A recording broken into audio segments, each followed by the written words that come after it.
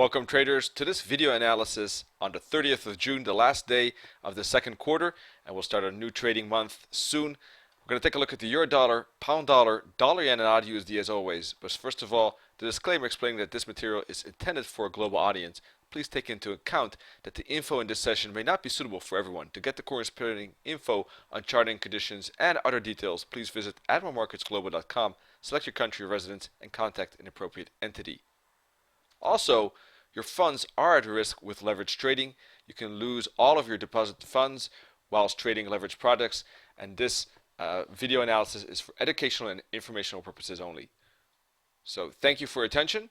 Before we actually start at the analysis, look at the analysis today.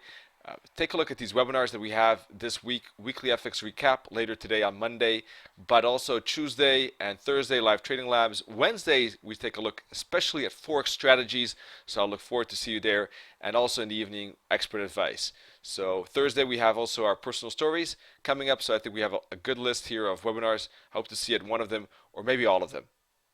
Let us start with the euro dollar. In fact, as always, basically, since the upward movement here that we had, the pin bar on the daily chart during the interest rate on the euro, basically price has stayed within that range for 17 days now, between the 200 pips. So that's quite a tight range even for the euro dollar. However, we do have some upward slope now at the moment. If you connect the dots, if you connect the bottoms here, actually let me move this trend line a bit like this, you can see that upward trend at the moment, but it is having a lot of struggle when facing this resistance, these red lines here. Time and time again, price is not able to push through it. Will that change this week, today, or next month? That is the question in my opinion. In any case, if you look at the weekly chart and look at the weekly candles, you see last week was a bullish close, and it closed not only bullish but very close to the high. So that is showing some upside momentum. Plus we had a pin bar here and two bullish candles. So I think that regarding the price action on the weekly chart, it is bullish. It's just a question of when can we finally push through that 136.75 resistance? When can price finally muster through and push against these levels to break? That will be interesting when we get a pullback. The continuation up to higher highs there could be interesting. Price should not break below this weekly low of last week at 135.75, because otherwise the bullishness is not as strong as it seems.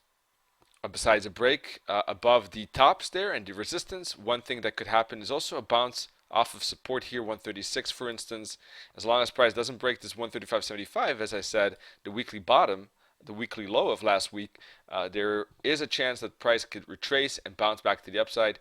That is interesting. So that is basically the bull and bear line right there, and 136 could be the bullish bounce, plus a break above 136.75 could be the bullish breakout. That is basically the most important lines in the sand regarding the euro dollar. Pound USD bounced off the 78.6 fib, made some upside but isn't breaking above this top. A break above 170.60 could signal the upside continuation up to 171, up to 171.50. Those are potential targets for the upside.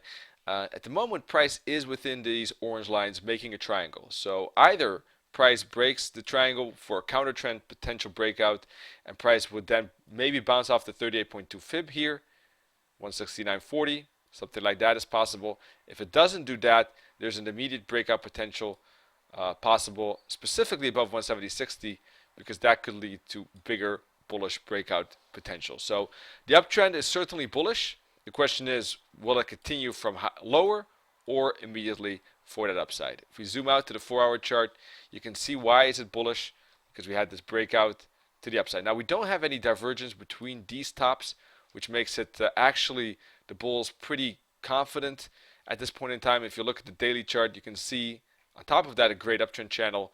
So it's just a pause for more upside. At the moment, it does seem so. If you look at the 4-hour chart, that doesn't have any divergence. Of course, if price breaks below the 38.2 fib, then things are starting to look a bit different, especially if it then breaks below the uptrend channel. So that's something to be cautious of. But everything above the 38.2 fib is bullish. Just a question, when do we see the continuation at the moment? So that was my analysis on the euro dollar, pound dollar. The odd USD, my analysis is saying not as bullish as the others.